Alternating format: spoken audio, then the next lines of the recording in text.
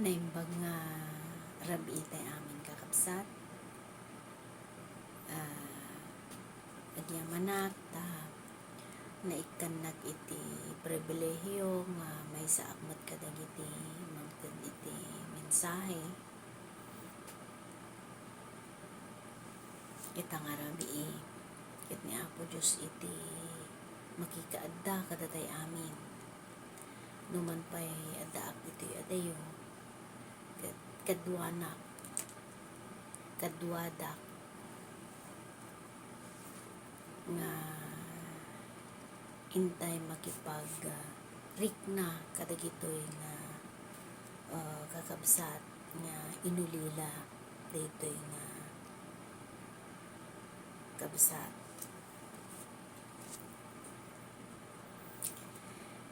Siya ni Narcisa Gusto.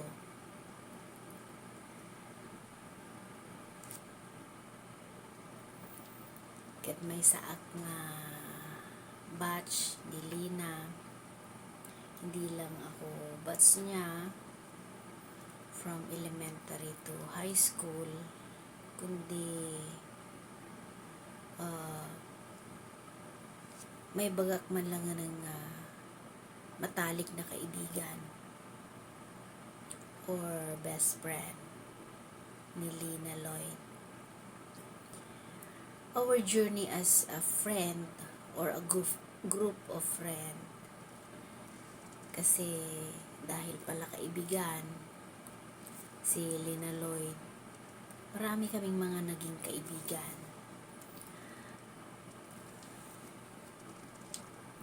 Pero isa ako sa mga close friend niya since we are 17 years old. Kumbaga, mahigit na 3 decades na kaming magkaibigan. And until now, we're still friend. At natatapos na rin ngayon dahil uuwi na siya kay Lord. Nung panahon na UMYF kami sa church sa Methodist, very active kami. After graduating ng high school, active kami sa church. So, kalimitan kami yung nag-organize ng mga activities. Kasama namin yung Japonesa na nag-organize. Dahil active kami noon sa church, syempre marami kaming mga ginagawa. Kami yung mga kasakasama na ni Jaconesa na magturo ng DVCS sa Riverside. Nag-organize kami ng mga fellowship every month. Masaya. Sobrang masaya. At napakarami kaming nang i-invite na kabataan. Mostly mas bata sa amin. Kasi kami yung matatanda na kasama nila noon. Siyempre, bilang kabataan, yung mga moment namin noon, mga nagkakaroon ng mga crush, mga secret admirer,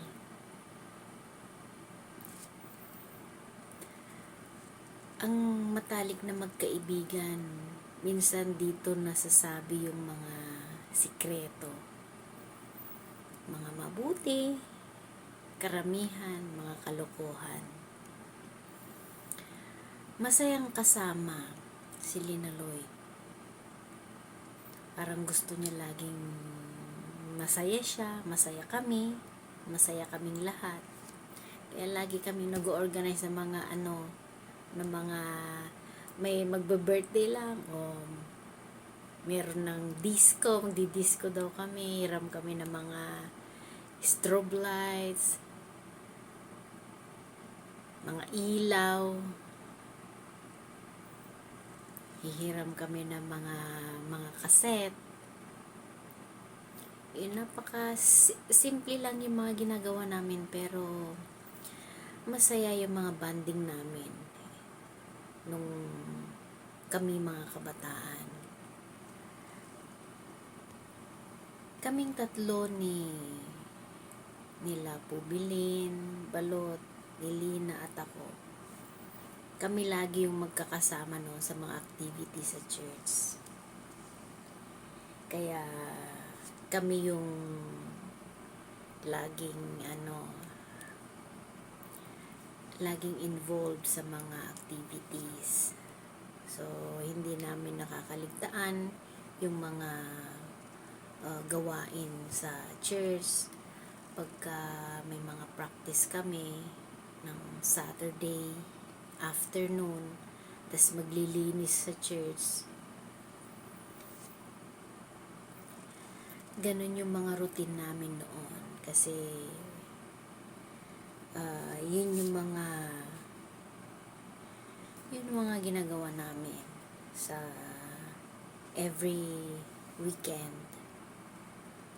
Kapag malapit naman na ang December, mag-organize kami ng mga magke-carol kami para makaipon kami para sa registration namin sa Christmas Institute. Yun, every year namin ginagawa. So, si Pastor Ray Pabros pa noon ang pastor sa Methodist, yung mga panahon na yon. At sobra din niya kaming inalagaan ng mga UMYF niya. Napakasaya siyang kasama sa mga ganong activity sa church. Ang dami naming mga pinagdaanan na magkakaibigan dahil sobra kaming mga close sa isa't isa.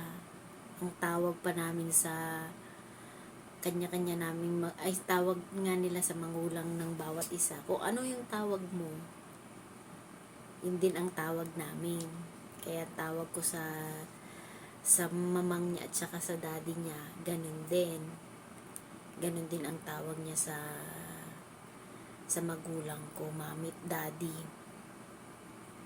Biniro pa nga siya ng daddy ko noon na imma doon, iti anak kon ko na napay no ko angawon ida no umay daag ijay baraymi. Ang pagkakaibigan ay hindi natatapos kapag nagkaroon ka na ng pamilya. Nung nagkaroon na ako ng pamilya at nagkaroon na rin ako ng anak, kasama ko pa rin siya na nanay ng anak ko. Kasama siya na nagtuturo ng mabuti kasi kinuha ko siyang ninang ng aking anak. Silang dalawa ni Pubi. Kahit may asawa na kami ni Pubi noon, meron pa rin kaming mga bonding moment. Nagkikita-kita pa rin kami. So, hindi na puputol doon yung pagiging magkaibigan na kahit busy ako sa pamilya ko, busy rin si Poby din sa kanyang pamilya. May pagkakataon pa rin na nagkikita-kita kami. Kasi yung mga kaibigan niya, pati yung mga pamilya at mga kapatid ay nagiging kaibigan din niya. Pati mga kapatid ko naging close din niyang mga kaibigan. Kaya we know her more better. Na mas malalim yung mga friendship na nabuo sa amin. Nung last na umuwi ako, na umattend siya ng birthday ko. At tagal na hindi kami nagkita. In-invite ko siya at narinig ko yung kanyang boses. Sabi ko, bakit ganyan yung boses mo? Sabi ko. Ang liit ng boses niya naman, nasinggit. Tapos sabi niya, yung ubo ko maring, sabi niya, matagal na hindi pa gumagaling. 1 taon nang mahigit, marami na akong ininom na gamot, pero hindi pa nagbabago, sabi niya. Maring itry mo nga yung serpentina, sabi ko. Baka sakaling gumaling yang ubo mo, sabi ko sa kanya. Kaya kumuha siya sa bahay, nag-uwi siya at yun yung ininom niya ng gabing yun. Tapos kinabukasan tumawag sa akin. Kunana ka, ala, maring, kunana. Aji ngay ininom ko kakwa, ininom ko after nga pag-inom ko ka, naguy-uyo ka, tapos ka, ang nagsarsarwa ak iti plema, kunana.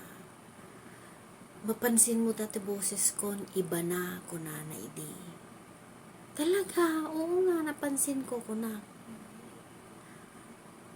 Wow, sabi ko, praise God. At least okay ka na. Sabi ko, ganun sa kanya. Umay kay nga iti tagala ka ti imulam, tapno ada ti inumam nukwa. Kuna, karamidom nga tsa, uray na nakapapait ko na. So, yun yung ginawa niya. Na kahit bumalik na ako sa abroad noon, nag-uusap pa rin kami. Kinukumusta ko yung sitwasyon niya, kung okay na siya. Sabi naman niya okay naman. Pero nung last week, nag-message sa akin si Ella Rose na sabi niya, ipag-pray mo nga gayam gayam Lina, kunana. Ang payang amin, kastoy ka, nasa ICU siya. Tapos ganito, ganyan, pag-pray nga natin, kunana. Baka sakaling gumaling pa siya. Kaya nung tinanong ko kung ano yung sitwasyon niya, parang wala naman na pala daw pag-asa. Dahil nabanggit din ni Pot na hindi na niya kaya. Kailangan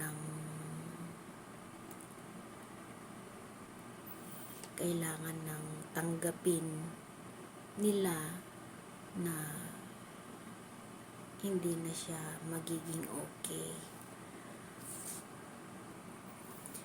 Tapos nung nalaman kong ganun yung sitwasyon niya, bigla nga nagkibada di barukong kung agtigtigir-girgirik na. Parang nahirapan akong huminga. Sabi ko, kung ganun ang mangyayari, sabi ko, paano na yan? Di maawanan kami tigayaman kin ni Ella Rosen. So, kunana ni Ella Rose kanya kat awanan iti ayabakon mo kasi nga agawid ak gayam kunana.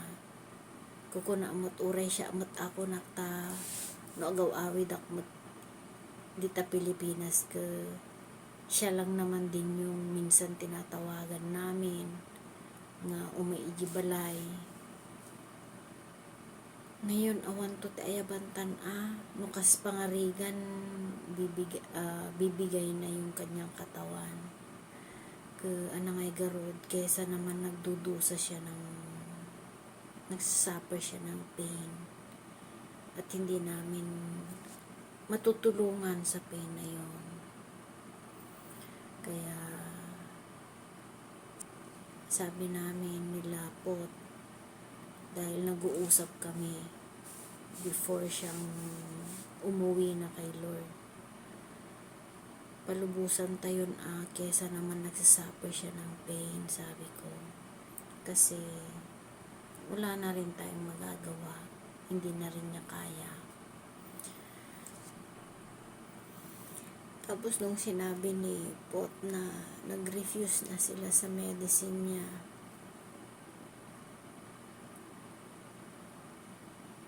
hindi na ako mapakali. Sabi ko, nagpe-pray ako sa Lord na kung ano yung will niya, yun ang magaganap. Tapos bandang hapon nag-message ulit ako. Tinanong ko si Pot kung kumusta na si tita niya. Eto po, hinihintay na lang po namin tita, sabi niya sa akin. Ang sakit naman pakinggan yung hinihintay na lang namin na mawala si tita niya. Parang ang bigat na marinig yun.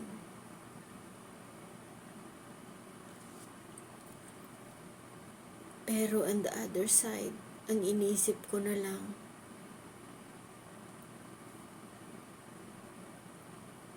sa piling ng Diyos, wala ng pain, sabi ko. Kaya, parang ako din naghihintay na lang din. Pero masakit. Bilang kaibigan na mawawalan ka na pala ng isang kaibigan na minsan nalalapitan mo yan para magbigay ng kasiyahan sa'yo.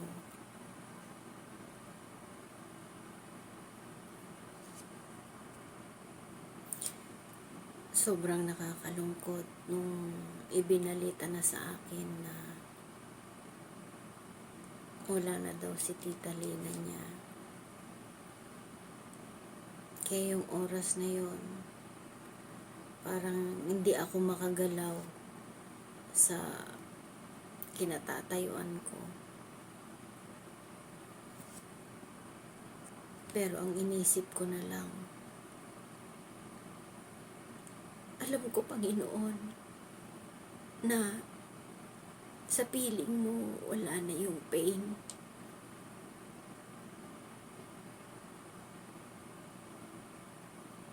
Para matapos na rin yung paghihirap niya. Kasi hindi rin naman natin siya matutulungan sa pain na meron siya. Matagal na niyang tiniis yung sakit na yon.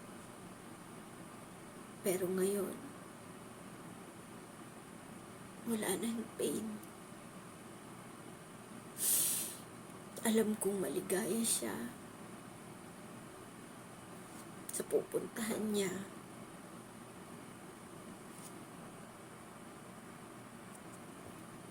Gayam, till we meet again. Salamat sa buhay mo at ginamit ka ni Lord. Napakaparte ng buhay ko na hindi lang sa akin, maging sa aking anak at sa lahat ng mga member ng family mo. Salamat sa iyong buhay dahil isa kang blessing, pagpapala sa amin na naging kaibigan mo dahil isa kang mabuting kaibigan.